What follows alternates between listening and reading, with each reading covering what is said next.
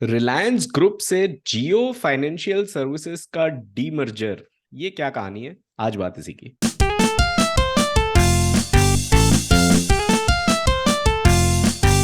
आपको पता ही होगा कि जो नाम है वो सिर्फ डेटा से ही नहीं बल्कि और भी बिजनेसेस से जुड़ा हुआ है। एक एग्जांपल तो जियो फाइनेंशियल सर्विसेज खुद ही है। अब रिसेंटली हमने एचडीएफसी लिमिटेड और एचडीएफसी बैंक के मर्जर की बात की थी, जहां दो बिजनेस एंटिटीज मिलकर एक सिंगल एंटिटी बन रही है। लेकिन आज बात डी मर्जर की करेंगे, जहां रिलायंस ग्रुप से जियो फाइनेंशियल सर्विसेज अलग हो रही है, या कहें उसका डी मर्जर हो रहा है। तो वैसे तो रिलायंस ग्रुप में और भी कंपनीज हैं। इनफैक्ट रिलायंस की जो रिटेल और डिजिटल सर्विसेज वाले जो आर्म हैं, उनकी ग्रोथ काफी तेज है as compare to oil and gas भी।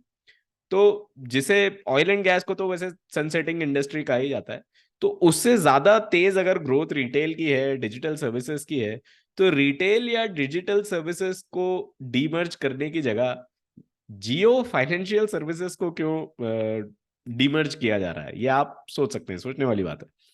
तो जियो फाइनेंशियल सर्विसेज में आखिर ऐसा है क्या? इनफैक्ट जियो फाइनेंशियल सर्विसेज ये जो कंपनी है, ये करती भी क्या है? क्या आपने इसका नाम सुना है कभी? कहीं एचडीएफसी लिमिटेड की तरह ये कोई एक एनबीएफसी तो नहीं? ये सब डिटेल अभिषेक बताएंगे। आज हम बात करेंगे, जैसे शोएब ने इंट्रोडक्शन में कहा कि जो रिलायंस में से जियो फाइनेंशियल सर्विसेज का डीमर्जर हुआ है उसके बारे में बात करेंगे। समझेंगे कि डीमर्जर होता क्या है। जैसे हमने लास्ट जो हमारा एपिसोड था उसमें मर्जर की बात की थी, एचडीएफसी लिमिटेड और एचडीएफसी बैंक में का जो दोनों एंटिटी मर्ज हुई थी। अब ये डीमर्ज क्यों हो रही है, रिलायंस के क्या बिजनेस है, और डीमर्जर काफ़ी होते रहते हैं। एक रेगुलर बिजनेस प्रैक्टिस है कि कंपनीज डीमर्ज होती है। पर ये यूनिक क्यों है, इस बारे में बात करेंगे कि एक ये इंडिया में पहली बार इस तरह का डीमर्जर आपने हमें देखने को मिला है। वो समझेगी कि ये बाकी डीमर्जर से कैसा यूनिक है, और इंडिया में ये पहली बार कैसे हुआ ये इस टाइप का डीमर्जर।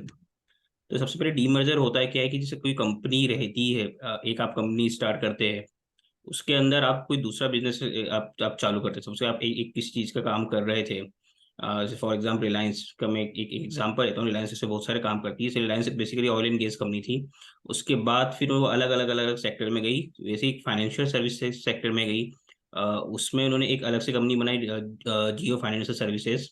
जियो फाइनेंशियल सर्विसेज एक एनबीएफसी है। एनबीएफसी जैसे हमने लास्ट एपिसोड में बताया था कि एनबीएफसी क्या होती है, बैंक क्या होती है। जियो फाइनेंशियल सर्विसेज एनबीएफसी है जिसको आरबीआई से अप्रूवल मिला हुआ है, और जो इनका फाइनेंस रिलेटेड जो पूरा काम है वो इस कंपनी में होता था। अब ये कंपनी डीमर्ज हो रही है, तो डीमर्ज करने के अलग अलग तरीके हो सकते हैं। पहला क्या होता है कि जैसे जो एक मेन कंपनी है उसमें से एक अपना बिजनेस कंपनी अलग निकाल देती है, और उसमें पूरी उसके जो शेयर रहते हैं वो जो मेन पेरेंट कंपनी है उसी के पास रहते हैं। उसको बोलते हैं स्पिन ऑफ डीमर्जर। एक होता है स्प्लिट अप। स्प्लिट अप में क्या होता है कि एक कंपनी दो अलग अलग कंपनी में डिवाइड हो जाती है और दोनों अलग सेपरेट एंटिटी रहती है।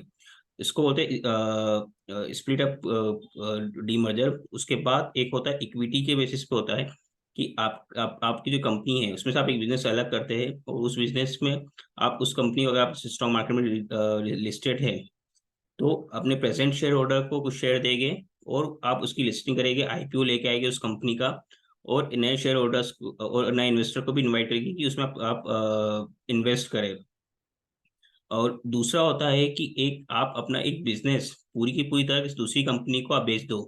यानी आपके आपके आपके जो कंपनी है उसमें आप कई तरह का काम करते हैं। कई तरह की आपने एक सब्सिडरी कंपनीज बना रखी है। आप एक कंपनी को अपनी जो एक सब्सिडरी कंपनी है उस पूरी की पूरी कंपनी को आप दूसरी कंपनी को बेच देते हैं। तो इस तरह के पूरे डीमर्जर्स होते हैं। अब हम भी बात करें कि जैसे ये आपके स्क्रीन पे दिख रहा है कि रिलायंस क्या क्या काम करता है।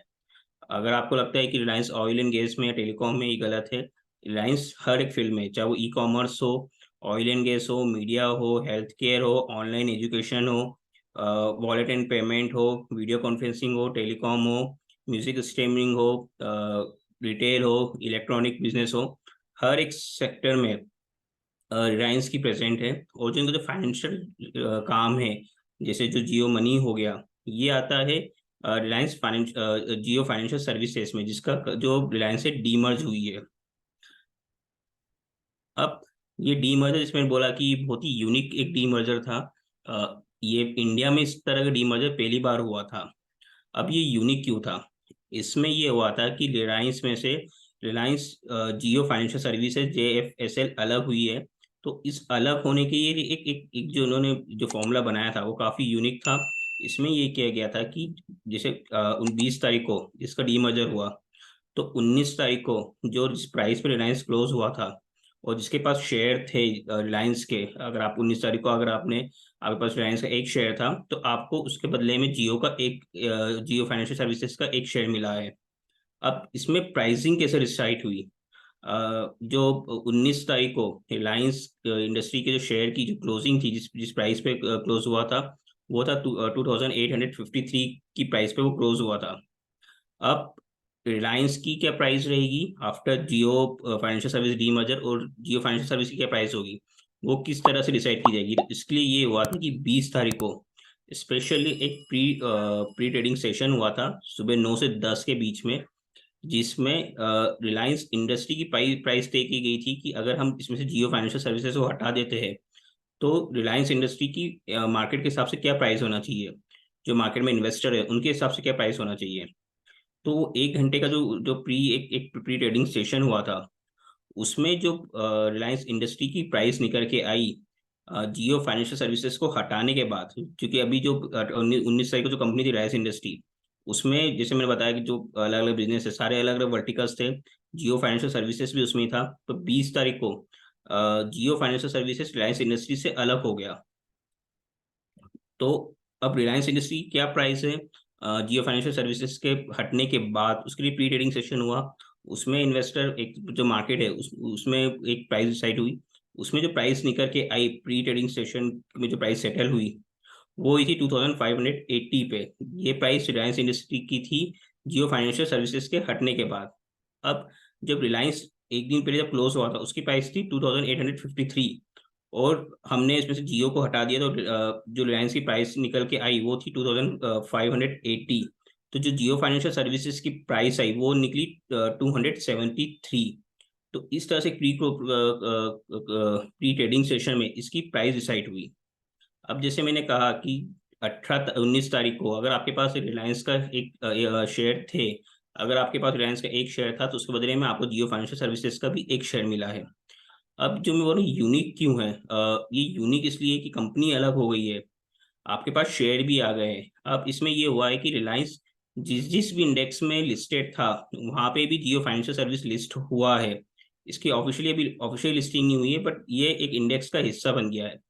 फॉर एग्जांपल जैसे निफ्टी 50 का जो निफ्टी 50 इंडेक्स है, या सेंसेक्स में जो 30 में जो सेंसेक्स में 30 कंपनी है उसमें रिलायंस इंडस्ट्री प्रेजेंट है। तो जियो फाइनेंशियल सर्विसेज भी अब उन इंडेक्स का हिस्सा है, बट ये यूनिक इसलिए है कि इसकी प्राइस कांस्टेंट रहेगी जब तक कि इसकी ऑफिशियली फॉर्मली एक लिस्टिंग नहीं हो जाती। यानी कि ये भले इंडेक्स का हिस्सा है पर इसमें जियो फाइनेंशियल सर्विसेज में आप ट्रेड नहीं कर सकते। इसकी प्राइसिंग कांस्टेंट रहेगी 273 पे।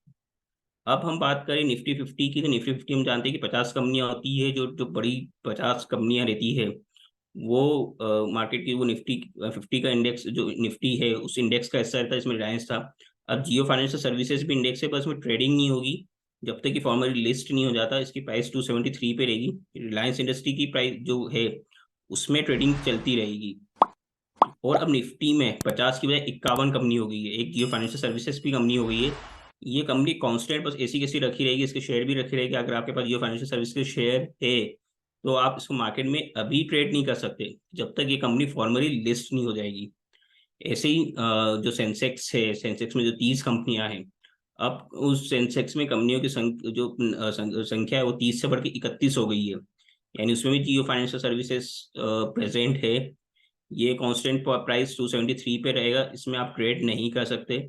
इसी तरह से जितने भी इंडेक्स होते हैं, चाहे निफ्टी 100 हो, निफ्टी 200 हो, निफ्टी 500 हो, जिस जिस भी इंडेक्स में रिलायंस लिस्टेड था उसमें ये Jio financial services already automatic list हो गई है।